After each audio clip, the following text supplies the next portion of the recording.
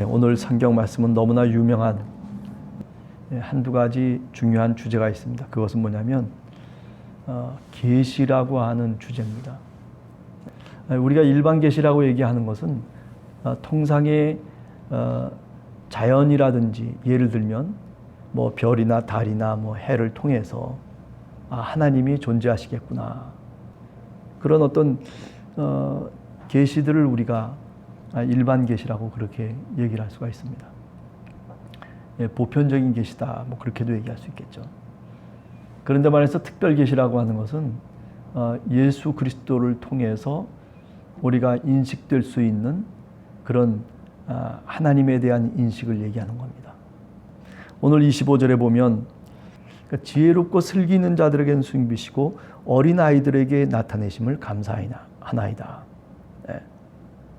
근데 뭐를 얘기하는 거냐면 이것들이 도대체 뭔지 사실은 잘 모르잖아요. 그런데 우리가 26절을 보면 올소이다 이렇게 된 것이 아버지의 뜻이니이다. 그러니까 아버지의 뜻을 누구에게 나타내시냐 하냐면 바로 어린아이들에게 나타나신다. 이 어린아이라고 하는 것은 단순히 나이가 어린 사람을 얘기하는 것이 아니라 어리석은 사람, 어린아이와 같이 약한 사람, 부족한 사람, 그것을 의미하죠. 그래서 예수님께서는 어떤 사람을 찾아다니면서 아버지의 뜻을, 하나님 나라의 그 모습을 보여주셨냐 하면은 바로 이렇게 어린아이와 같은 사람들이죠. 약하고 천하고. 그런데 반해서 지혜롭고 슬기 있는 자에게는 숨기셨다, 그렇게 얘기하거든요. 누구의 뭐를 숨겼다는 거예요? 아버지의 뜻을 숨겼다라고 하는 거죠. 네. 생각해 보면 전혀 상반된 얘기라고 그렇게 얘기할 수가 있습니다. 예수님 당시에 지혜롭고 슬기로운 사람이라고 자처하는 사람들이 누구냐면 우리가 잘 아는 바리새파 사람들, 또는 뭐 유대계의 열심을 갖고 있는 사람들, 뭐 율법을 잘 지키는 사두개인들, 뭐 등등 해서 소위 그 당시로 봐서는 지도계층이고 기득권을 갖고 있는 세력들이라고 얘기할 수 있죠. 또 종교적인 어떤 권위를 갖고 많은 사람들을 지도하고 또 인도해가는 사람들이라고도 얘기할 수 있겠죠. 하나님의 뜻을 잘 아는 사람들이죠. 아니 자칭 잘 아는 사람들이다, 그렇게 얘기할 수 있겠죠. 자, 그런데 우리가 예수님의 이야기를 가만히 보면 그런 대제사장이나 또는 제사장들이나 또는 율법학자나 서기관이나 바리새파 사람들이나 사두개파 사람들이나 열심당 사람들이나 이런 사람들이 사실은 하나님의 아들이신 예수 그리스도를 십자가에 못 박아 죽게 하는 그런 장본인들이고 그런 원인을 제공한 사람들이죠. 율법을 잘 안다고 해서 그 율법을 자신의 마음대로 자기 뜻대로 해석을 하고, 그리고 공회라고 하는 사내들인에 모여가지고 그래서 예수님을 재판했어요. 정말 하나님이시고 지혜가 있으신 그분을 오히려 자신들의 지혜를 갖고 오히려 판단하고, 그리고 십자가에 죽이라고 그렇게 판결을 내리는 거죠. 그 당시 힘이 있었던 로마의 빌라도라고 하는 사람도 마찬가지죠.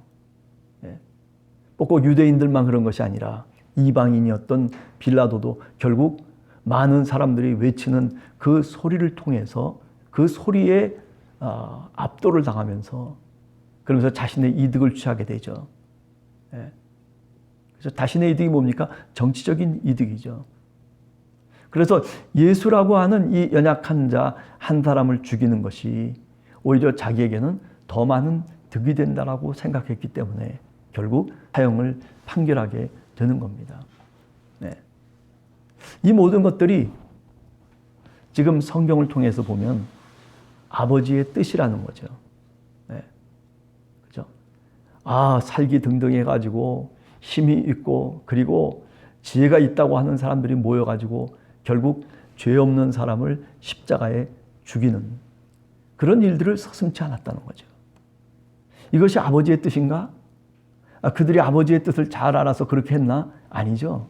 예. 이런 모습들은 오늘날 우리들에게 있어서도 사실 적용됩니다. 예. 오늘 우리 사회 속에서 또는 우리가 살아가는 세계 속에서 보세요. 예. 강대국이 쥐락펴락하잖아요. 그전 사람이 죽어가고 있어도 코로나라고 하는 그 백신을 누구한테 줍니까? 지금 우리가 통계를 통해서 보면 아프리카 사람들은 10%도 안 돼요. 백신을 맞은 사람이 그것밖에 안 돼요. 왜? 안 주니까. 네. 아니, 저쪽에서는 사람이 죽어가고 있는데도 불구하고 이쪽에서는 강 너머에서 불 구경하는 것처럼 그렇게 안타까워하고만 있을 뿐이지 거기에 구원의 손길을 주지 않는단 말이죠. 네. 이런 모습들이 사실은 예수님 당시나 오늘이나 마찬가지다라고 하는 겁니다. 도대체 아버지의 뜻은 어디에 있는 것일까? 그렇죠? 아버지의 뜻은 그렇게 우리가 통상에 얘기하고 있는 그런 그 모습 속에 아버지의 뜻이 드러나는 것이 아니고 아버지의 뜻은 뭐예요? 어린아이 하나라도 소자 하나라도 귀하게 여기고 그리고 그를 구원해내는 거예요. 백신을 다른 데서도 서로 이렇게 잘 배분할 수 있도록 뭔가를 만들어서 하자고 하는데도 그런데도 그게 그렇게 되질 않는 거예요. 제약회사는 제약회사대로 자신들의 이득을 챙기기에 바쁘잖아요. 얼마나 큰 돈을 벌었습니까? 상상할 수 없는 돈을 벌었음에도 불구하고 그런데도 아직도 백신은 공급이 안 되고 있는 거예요. 이런 것들이 오늘 우리가 살아가는 세계 구조의 모순이죠. 다른 식으로 신학적으로 표현하면 악의 구조가 아직도 세계를 지배하고 있다. 그렇게도 말씀드릴 수가 있습니다. 물론 그 속에는 잠깐 하나님의 어떤 뜻들이 보이긴 보이죠. 그럼에도 불구하고 그 하나님의 반짝이는 그 뜻이 이 악의 구조 속에서 매몰되고 그리고 파묻혀버리고 마는 그런 안타까운 현실들이 오늘 우리 삶의 사회 속에 존재하고 있다는 거죠. 이렇게 21세기 문명 국가에서도 똑같은 지구상에 살고 있는 우리 사람들임에도 불구하고 그런데 아버지의 뜻이 어디 있는가 다시 물을 수밖에 없는 그 물음에 답하지 못하고 있는 오늘 우리 시대를 한 번 더 우리가 마음속에 새겨보게 됩니다. 지혜롭고 슬기로운 자, 힘이 있는 자들에게는 숨기시고 오히려 지혜 없고 연약한 자에게 나타내심을 감사하나이다. 뭔가 그럴듯하면서도 완전히 모순된 이와 같이 하나님의 나라라고 하는 것은 우리가 생각하는 것과는 다를 수 있어요. 우리가 성경을 통해서 늘 하나님의 나라를 얘기하고 그죠? 예수 그리스도의 사랑을 얘기하잖아요. 그러나 어쩌면은 이렇게 완전히 다른 모습으로 하나님은 우리들에게 하나님의 사랑과 아버지의 뜻을 계시하시고 있는 것 같다는 그런 생각도 우리가 해볼 수 있는 거죠. 자, 그런 점에서 우리가 기도해야 될 제목이 하나 있어요. 그것은 뭐냐면 아버지여, 아버지의 뜻을 이 땅에 오늘 이 지구상에 주님께서 나타내 보여 주시옵소서. 아버지의 뜻이 무엇인지를 우리 믿음의 사람들이 좀 더 깊이 있게 깨달을 수 있는 지혜를 주시옵소서. 어린아이가 정말 예수 그리스도가 누구인지 아버지의 뜻이 무엇인지를 깨닫는 것처럼 오늘 우리들도 연약한 우리들이 아버지의 뜻을 깨달아서 세상 속에서 빛과 소금의 역할을 감당할 수 있는 우리가 되게 해달라고 우리가 오늘 이 아침에도 기도해야 될 줄로 믿습니다. 두 번째는 그래요. 수고하고 무거운 짐진 자들아 다 내게로 오라. 내가 너희를 쉬게 하리라. 저는 이 말씀을 들을 때마다 용기가 납니다. 저는 이 말씀을 귀담아 들을 때마다 마음속에 새기고 싶은 말씀 가운데 하나예요. 아마 여러분들도 마찬가지라고 생각해요. 우리가 얼마나 수고하고 무거운 짐을 지고 세상을 살아가고 있습니까? 인생이 왜 이렇게 힘든 것인지. 아니, 그래요. 나 혼자 힘든 것이 아니라 모든 사람들이 그렇게 힘들게 살아가고 있어요. 세상은 좋아졌다라고 얘기해요. 그렇지만 정말 좋아졌나요? 네. 그래요. 물질적으로는 어쩌면 우리가 풍요로워졌고, 그리고 문명이 개화가 돼서, 그래서 많은 사람들이 많은 것을 배우고 그리고 익히면서 살아가는 시대 속에 우리가 살아가고 있어요. 아니, 이제는 인생이 100세 시대에 도달했다라고 그렇게까지 이야기를 해요. 수명도, 그리고 삶의 질도 높아졌다라고 얘기해요. 그러나 우리 자신을 분명히 알아야 되는 것은 뭐냐면, 우리는 아직도 수고하고 무거운 짐을 지고 오늘 또 살아가고 있어요. 인생이 얼마나 고달픈지, 그죠? 마치 늘 일어났다가 다시 또 일을 하고, 그리고 다시 잠깐 잠을 붙였다가, 그리고 다시 일어나서 또 일을 하고, 우리가 이렇게 쳇바퀴처럼 사실은 살아가고 있거든요. 네. 그러면서도 마음의 여유를 갖지 못해요. 뭔가 충분한 시간이 있는 것 같은데도, 그런데 시간을 낼 수가 없어요. 아니, 하나님을 만나고 싶어도 마음의 여유가 없는 거예요.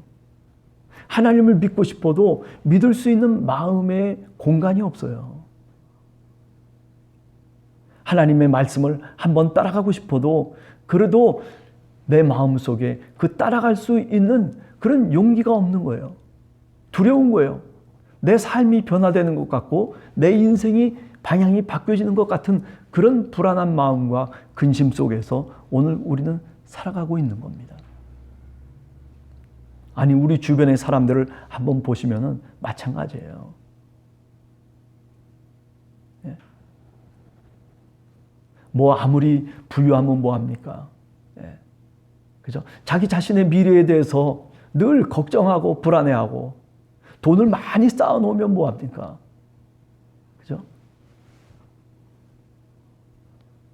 그저 자기 자신이 만족하지 못하면서 근심 속에 살아가고 있는 사람. 아니, 어쩌면 그 근심을 자신의 물질로 다시 대치시켜 놓고 있는 그런 자본주의적인 인간형이 바로 오늘을 살아가는 우리들이 아닐까라는 생각을 해보는 거죠. 그런데 오늘 성경 속에는 우리 주님께서 말씀하시고 계세요. 수고하고 무거운 짐진 자들아, 다 내게로 오라. 내가 너희를 쉬게 하리라. 예수 그리스도의 말씀이 진리라면, 그렇다면 오늘 이 말씀을 여러분과 제가 믿어야 될 줄로 믿습니다. 예수님 앞에 나오기만 하면, 예수님을 믿고 그분을 의지하기만 하면, 그분이 나의 주님이라고 고백하면서 그분의 뒤를 따라가기 시작하면, 그래요, 육체적으로는 힘들 수도 있고 또 그분을 따라가는 그 길이 우리가 원하는 길이 아닐 수도 있을지 모르지만은, 그러나 행복해질 수 있다는 것입니다. 쉼을 얻을 수 있다는 것이에요. 네. 오늘 하루를 저희들이 살아가면서 이제 일주일의 첫 문을 열어가면서 여러분 기도해야 될 제목 중에 하나가, 주님, 저는 수고하고 무거운 짐진 자입니다. 네.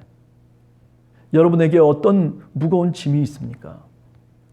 여러분의 마음 속에, 여러분의 영혼 속에 어떤 무거운 짐이 내 어깨를 꽉 누르고 있습니까?